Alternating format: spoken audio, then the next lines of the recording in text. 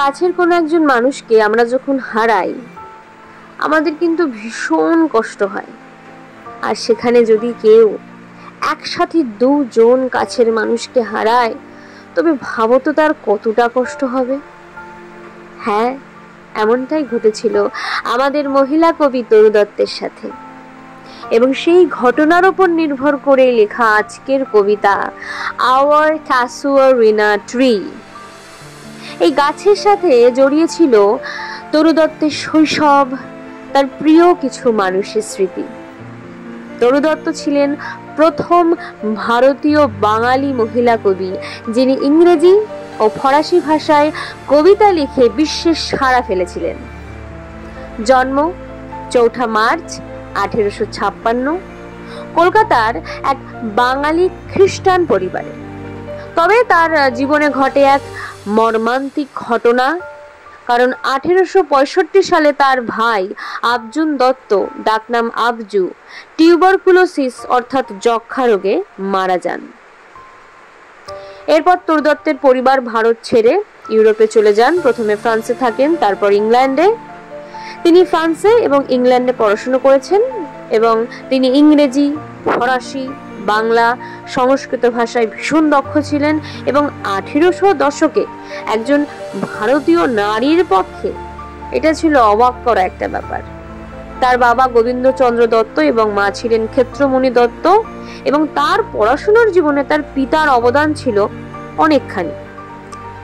1873 সালে পরিবারটি যখন ভারতে তথা কলকাতায় ফিরে আসে তখন তার দিদি অরুণা দত্ত, ডাকনাম অরু, তিনিও যক্ষায় মারা যান।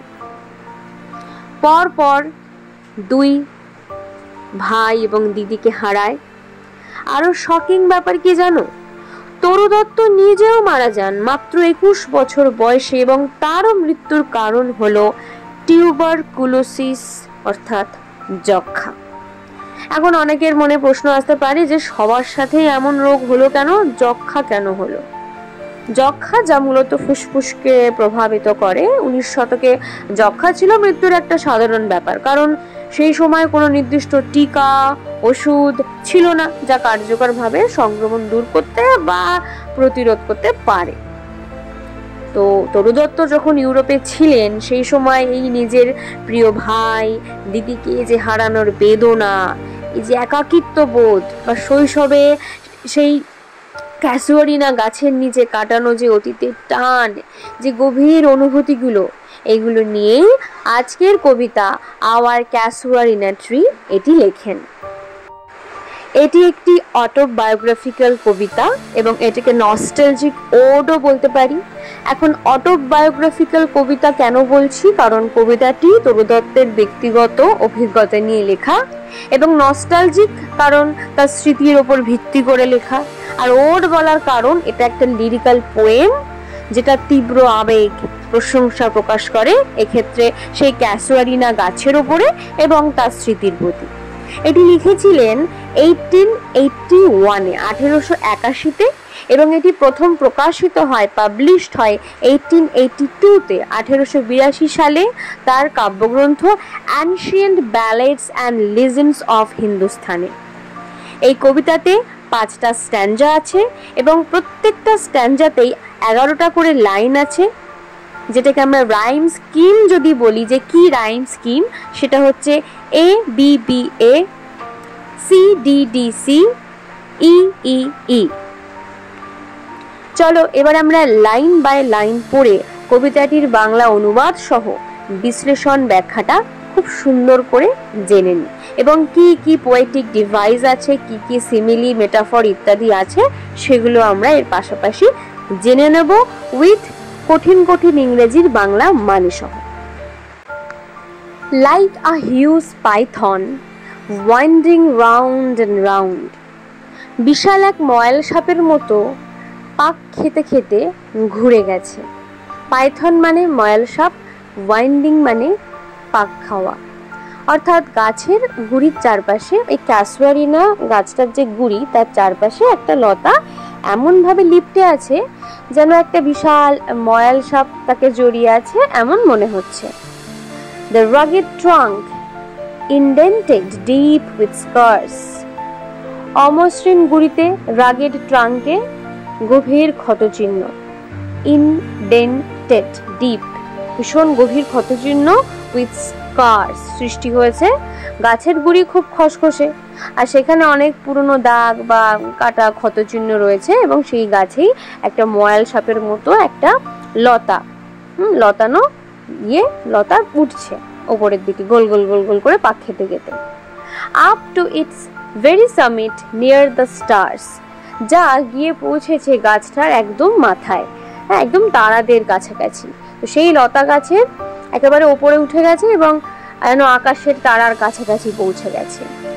A creeper climbs in whose embraces bound, একটা লতা চড়ে উঠেছে যার আলিঙ্গনের বন্ধনে no other tree could live, অন্য কোনো গাছ বাঁচতে পারতো না। But gallantly, কিন্তু সাহসের সাথে the giant, এই দৈত্যাকার গাছটি wears, পরিধান করে আছে the scarves, চাদরের মতো করে লতাটাকে পরিধান করে আছে। And flowers are hung, গাছের থেকে ফুল ঝুলছে। In crimson, গাঢ় লাল রঙের clusters, থোকায় থোকায় all the boughs among, সমস্ত ডালপালা থেকেই ফুলগুলো ঝুলছে। Whereupon all day, যেখানে সারা দিন আর gathered, জড়ো হচ্ছে বার্ড পাখিরা and bee, মৌমাছিরা ওই গাছে। And oft, এবং প্রায় at nights, রাত্রেবেলা the garden overflow, বাগানটা ভরে ওঠে with one sweet song, একটা মিষ্টি গানে। That seems to have no close, যেটা যেন কখনো শেষ হয় না বলে বা হবে না বলে মনে হয়।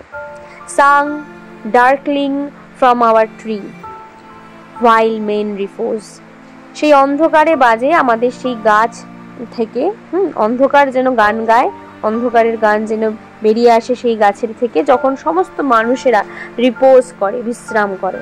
তো এই পুরো স্ট্যানজাটার সারাংশ আমরা কি বলতে পারি, যে এই অংশে কবি গাছটার সৌন্দর্য বর্ণনা করেছে, গাছটার শক্তি আর প্রকৃতির সঙ্গে কবির সম্পর্ক বর্ণনা করেছে, এই গাছটার সম্পর্ক বর্ণনা করেছে।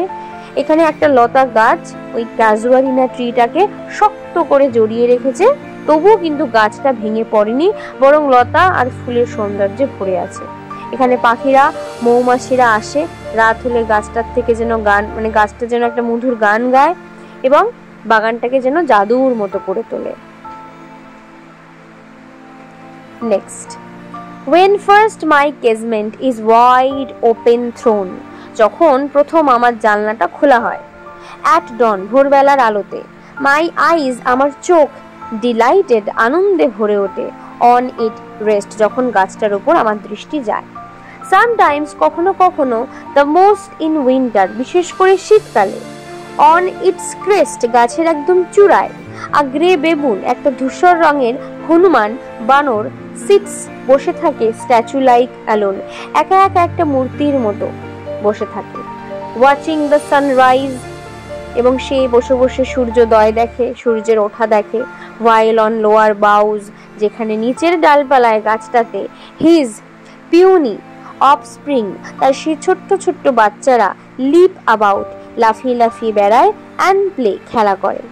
and far and near কোকিলাস, এবং দূরে কাছে কোকিল পাখিরা hail, আহ্বান জানায় the day, দিনের বেলাটাকে, নতুন সকালকে।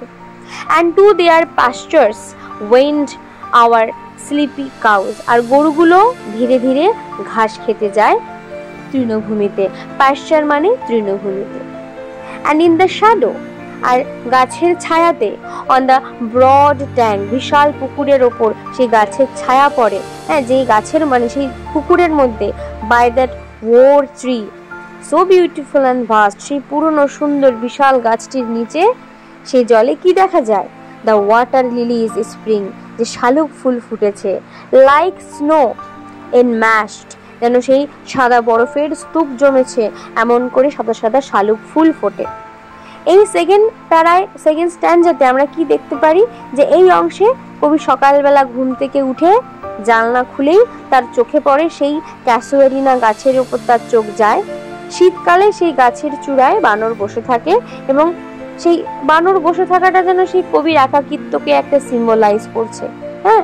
আর তার বাচ্চাগুলো, সেই বানরের বাচ্চাগুলো সেই গাছের নিচের ডালপালাগুলোতে খেলা করে, কোকিল পাখি গান গায়, তৃণভূমিতে গরুরা চলে বেড়ায়, গাছের ছায়ায় একটা পুকুর থাকে, সেই পুকুরে শালুক ফুল ফোটে, সেই ফুলগুলো বরফের মতো সাদা সাদা। এই পুরো দৃশ্যটায় যেন একটা শান্ত সুন্দর গ্রামের ভোরবেলার ছবি। Next, but not because of its magnificence, dear is the casuarina to my soul। বলছে, কবি বলছে যে গাছটা শুধুমাত্র এই ম্যাগনিফিসেন্স মানে সৌন্দর্য বা বিশালতার জন্যই যে আমার কাছে গাছটা প্রিয় তা কিন্তু নয়। এই গাছটা আমার হৃদয়ের প্রিয়, আমার সঙ্গে জড়িয়ে আছে, কারণ এর সঙ্গে আমার একটা আত্মার টান আছে, একটা আত্মিক ভালোবাসা জড়িয়ে আছে। beneath it, গাছের নিচে, we have played, আমরা খেলা করেছি। আমরা মানে সেই ভাই বোনেরা, কবি ভাই বোন সবাই খেলা করেছি। though years may roll, যদিও অনেক বছর পেরিয়ে গেছে, তো শৈশবে তিনি এই গাছের নিচে তার ভাই বোনদের সঙ্গে খেলা করে সময় কাটিয়েছেন। সময় চলে গেলেও সেই স্মৃতি কিন্তু আজও রয়ে গেছে। ওহ সুইট কম্পেনিয়ন্স, কবি সেই বলছে, ওহ প্রিয় সঙ্গীরা, অর্থাৎ কবিতার প্রয়াত মৃত ভাই আবজু আর বোন আরুর কথা বলেছেন। লাভড উইথ লাভ ইন্টেন্স, যাদের আমি গভীর ভালোবেসেছি, যাদের তিনি খুব ভালোবাসতেন। For your sakes shall the tree be ever dear, তোমাদের কারণেই, অর্থাৎ এই ভাই বোন আবজু অরুর কারণেই তো এই গাছটা চিরকাল আমার কাছে ডিয়ার মানে প্রিয় হয়ে থাকবে। তাহলে এই গাছটার সঙ্গে সেই ভাই বোনদের সুখের স্মৃতি জড়িয়ে আছে বলেই কিন্তু গাছটা কবির কাছে আজ এত প্রিয়। Blend with your images it shall arise, তোমাদের ছবির সঙ্গে মিশে গিয়ে এই গাছের স্মৃতি জেগে উঠবে, অর্থাৎ গাছটি তার ভাই বোনের স্মৃতির সঙ্গে মিলেমিশে আছে। ইন মেমোরি, আমার স্মৃতিতে। Till the hot tears blind mine eyes, যতক্ষণ না গরম অশ্রু আমার চোখ ঝাপসা করে দেয়, অর্থাৎ কবি এতটাই আবেগময়, এতটাই স্মৃতিতে ভেসে রয়েছে যে কবির চোখে জল চলে আসে।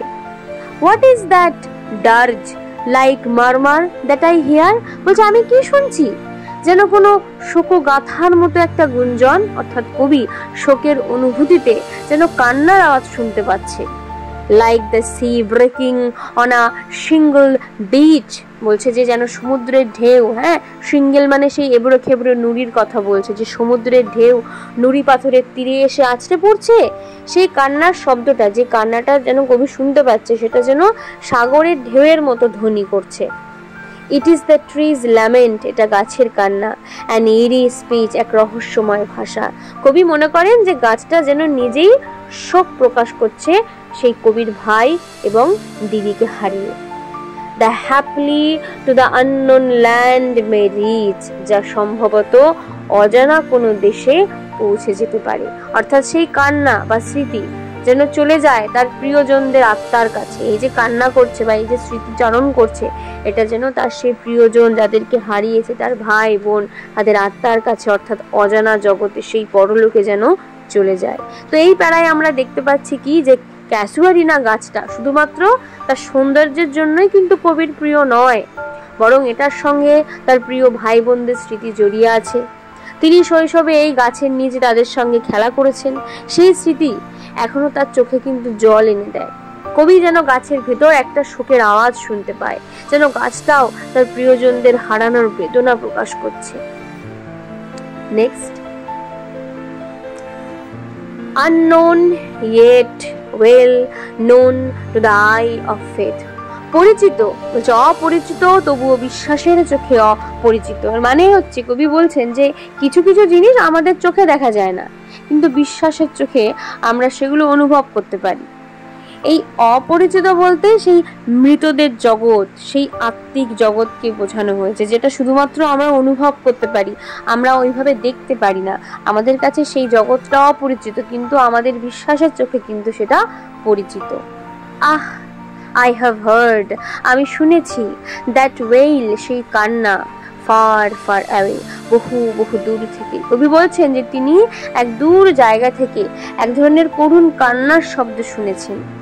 ইন ডিস্টেন্ট ল্যান্ডস, দূরের দেশে। বাই মেনি আর শেল্টার্ড বে, অনেক নিরাপদ উপসাগরের ধারে। বলছে সেই কান্নার শব্দ এসেছে বিদেশ থেকে। যেমন ফ্রান্স বা ইটালির মতো জায়গা, দূর থেকে এসছে। When slumbered in his cave the water wraith, যখন জলদৈত্য তার গুহায় ঘুমিয়ে থাকে। এখানে স্লাম্বার্ড মানে ঘুমিয়ে থাকে, আর ওয়াটার ওয়েথ মানে সেই জলদৈত্যের কথা বলছে। সেই সময় প্রকৃতি শান্ত থাকে। যখন কান্নার শব্দ শোনা যায় তখন প্রকৃতি শান্ত থাকে। জলদৈত্য এখানে এক ধরনের কল্পিত আত্মা বা প্রকৃতির শক্তি, যা জলাশয়ে বাস করে, তার কথা বলছে, যে সে যখন ঘুমিয়ে থাকে। and the waves gently kiss the classic shore, আর ঢেউগুলো ধীরে ধীরে ঐতিহাসিক সেই তটে এসে লাগে, অর্থাৎ চুম্বন করে যেন। কবি একটা শান্ত আর মন্ত্রমুগ্ধকর রাতের বর্ণনা দিচ্ছেন, যেখানে ঢেউ শান্তভাবে তীরে এসে পড়ে। of France or Italy, France বা ইটালির সমুদ্রের তীরে, beneath the moon, চাঁদের আলোয়। কবি ইউরোপের একটা রোমান্টিক জায়গাগুলোর সৌন্দর্য তুলে ধরেছে। when earth lay transcend in the dreamless শূন, যখন পৃথিবীর গভীর নিদ্রায় এক স্বপ্নহীন মোহে আচ্ছন্ন। এমন একটা সময়, যেই সময় প্রকৃতি এতটাই নিস্তব্ধ যে মনে হয় পুরো পৃথিবী ঘুমিয়ে আছে। and every time the music rose before, এবং যখনই সেই সুর ভেসে ওঠে, কবি বলছেন যে সেই গভীর রাতে যখন সুর ভেসে ওঠে, মাইন ইনার ভিশন, আমার অন্তর্দৃষ্টিতে, রোজ দেখা যায়, ফর্ম সাবলিম, একটা মহান রূপ, অর্থাৎ তিনি নিজের কল্পনায় বা অনুভবে এক গৌরবময় রূপ দেখতে পান এই গাছের, এই সময়ের, এই স্মৃতির।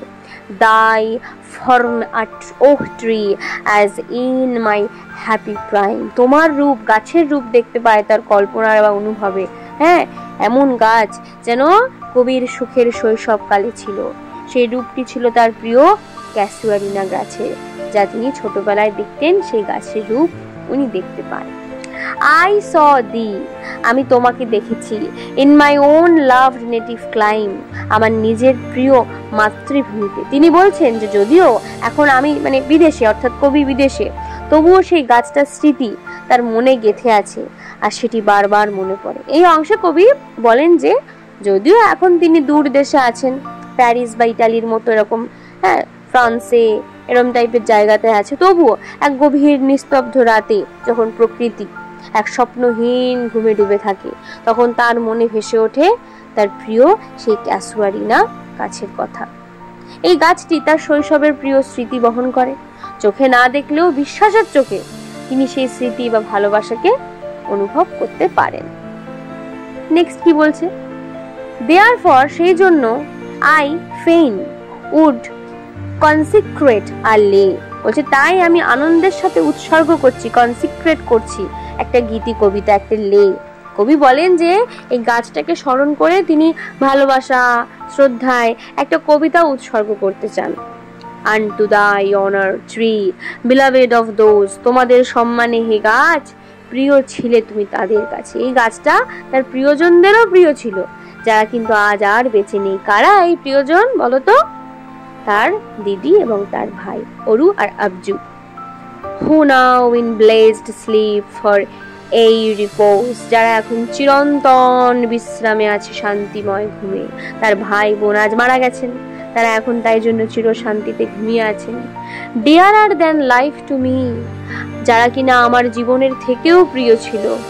alas hi where they, তারা এখন আর নেই। কবি কষ্টের কথা, এখানে কবির কষ্টের কথা স্পষ্ট, তিনি তার প্রিয়জনদেরকে হারিয়ে ভীষণ কষ্ট পাচ্ছে। mayst thou be numbered when my days are done, যখন আমার জীবন শেষ হবে তখন তুমি যেন গণ্য হও। কবি আশা করেন যে মৃত্যুর পর তার গাছটিকে যেন স্মরণীয় আর গুরুত্বপূর্ণ গাছগুলোর মধ্যে গণ্য করা হয়। with deathless trees like those in Baradel, বলছে অমর গাছগুলোর সঙ্গে, যেমন বড়ডেলের গাছগুলো অমর, তেমন যেন কবি বড়ডেলের উপত্যকার গাছের কথা বলছেন, যেগুলো ইংরেজি কবিতায় বিখ্যাত, অমর হয়ে আছে, প্রতীক হয়ে আছে। তো আজকে এই কবিতায় ক্যাসুয়ারিনাটিও যেন অমর আর প্রতীক হয়ে থাকে তার সেই স্মৃতির, ভালোবাসার, শৈশবের এবং ভাই বোনের। under whose awful branches lingered pale, বলছে যে তাদের ভয়ঙ্কর শাখার নিচে fear, trembling hope and death, the skeleton and the time, the shadow. কি বলছে যে যাদের ভয়ঙ্কর শাখার নিচে দানা বেঁধেছিল, ফিয়ার মানে ভয়, ট্রেম্বলিং হোপ মানে কম্পমান আশা, ডেথ মৃত্যু, অ্যান্ড দ্য স্কেলিটন কঙ্কাল মূর্তি মৃত্যু এবং সময়ের ছায়া। এই লাইনগুলোয় কবি বলছেন যে কিছু গাছ মানুষের জীবনের ভয়, আশা, মৃত্যু, সময়ের স্মৃতি বহন করে। এই গাছের নিচে এমন সব অনুভূতি জন্ম নেয়। কোন গাছের নিচে? এই ক্যাসুয়ারিনা ট্রি এর নিচে। And though weak the verse, যদিও আমার এই কবিতাটা, ভার্স মানে কবিতাটা weak মানে দুর্বল, that would thy beauty fain, oh fain rehearse, তবু আমি আনন্দের সঙ্গে তোমার সৌন্দর্য বারবার বলতে চাই। কবি জানেন যে তার লেখা হয়তো খুব শক্তিশালী নয়, কিন্তু গাছটার সৌন্দর্য তিনি ভালোবেসে বারবার গাইতে চান। May love defend thee from oblivion's scars, ভালোবাসা যেন তোমাকে বিস্মৃতির, অবলিভিয়নের অভিশাপ থেকে রক্ষা করে। কবির প্রার্থনা যেন এই গাছটা কেউ কখনো ভুলে না যায়, যেন ভালোবাসা এটাকে চিরকাল মনে রাখে। সহজে আমরা বলতে পারি যে এই অংশে কবি তার প্রিয় ক্যাসুয়ারিনা গাছের উদ্দেশ্যে ভালোবাসায় একটা কবিতা উৎসর্গ করেছেন। এই গাছ তার মৃত ভাই বোনেদের স্মৃতিবাহী।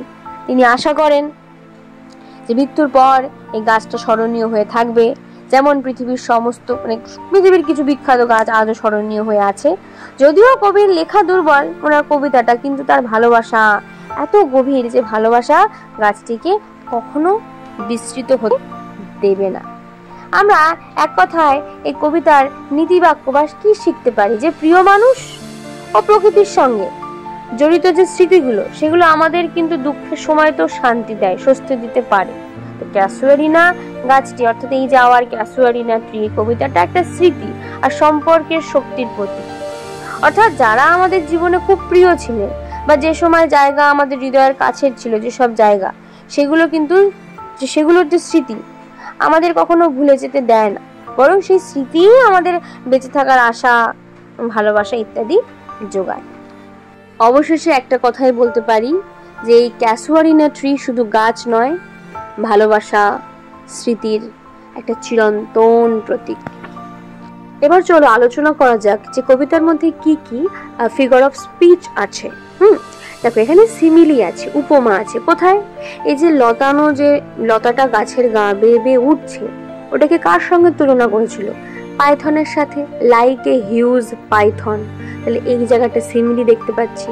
পাইথন মানে এখানে অ্যাকচুয়ালি ক্রিপারের কথা বলছে, লতাটার কথা বলছে, সেই লতা গাছটা। নেক্সট আমরা পাই পার্সনিফিকেশন, অর্থাৎ ব্যক্তিত্ব আরোপ, যেখানে বলা হচ্ছে যে গাছটা একটা স্কার্ফ পরে আছে গলায়, মানুষের মতো কোনো কিছু যখন কিছু করা বোঝায় তখনই সেটাকে বলা হয় পার্সনিফিকেশন। নেক্সট আমরা কি কি ইমেজরি দেখতে পাই? না, আমরা দেখতে পাচ্ছি একটা মাংকি বসে আছে, কোকিল গান গাইছে, তারপরে জলের মধ্যে ফুল ফুটেছে। এগুলো কি আমাদের পুরো কবিতাটা চোখের সামনে তুলে ধরতে সাহায্য করছে, না? একটা ছবির মতো, ইমেজের মতো। নেক্সট আমরা এখানে কি কি সিম্বল দেখতে পাই? এখানে আমরা এই যে গাছটাকে দেখতে পাই। গাছটা কিসের সিম্বল? মেমোরি, স্মৃতির, ফ্যামিলি, পরিবারের, হোম, সেই দেশের বাড়ির একটা সিম্বল, লাভ, ভালোবাসার সিম্বল, তাই না? আর আমরা দেখতে পারি অ্যালিটারেশন, মানে বারবার যেটা রিপিট হয়, সেম কনসোনেন্ট সাউন্ড যখন বারবার রিপিট হয়, যেরকম ক্রিপার ক্লাইম্স, ক্রিপার সি দিয়ে শুরু, ক্লাইম্স সি দিয়ে শুরু, তাই না? তো এগুলো হচ্ছে অ্যালিটারেশন। মেটাফর কি দেখতে পাই? মেটাফর এখানে কি? সেই গাছটা, এখানে গাছ কিসের মেটাফর? মেমোরি। কিসের রূপক? গাছ এখানে মেমোরি মানে স্মৃতির রূপক। এটা শুধুমাত্র গাছ নয়, গাছটা সেই কবির হারিয়ে যাওয়া সেই ছোটবেলার স্মৃতি, ভালোবাসা, ভাই বোন, ঘর বাড়ি, সবকিছুর জন্য একটা মানে কি বলবো, রূপক। কবিতাটা ভালো লাগলে অবশ্যই চ্যানেলটা সাবস্ক্রাইব করো, বন্ধু বান্ধবদের ভিডিওটা শেয়ার করো, তাদেরও হেল্প হবে। আর একটা লাইক করে কমেন্ট করে জানিও যে কোন লাইনটা বা কোন বিষয়টা তোমাদের খুব ভালো লাগলো এই কবিতার থেকে।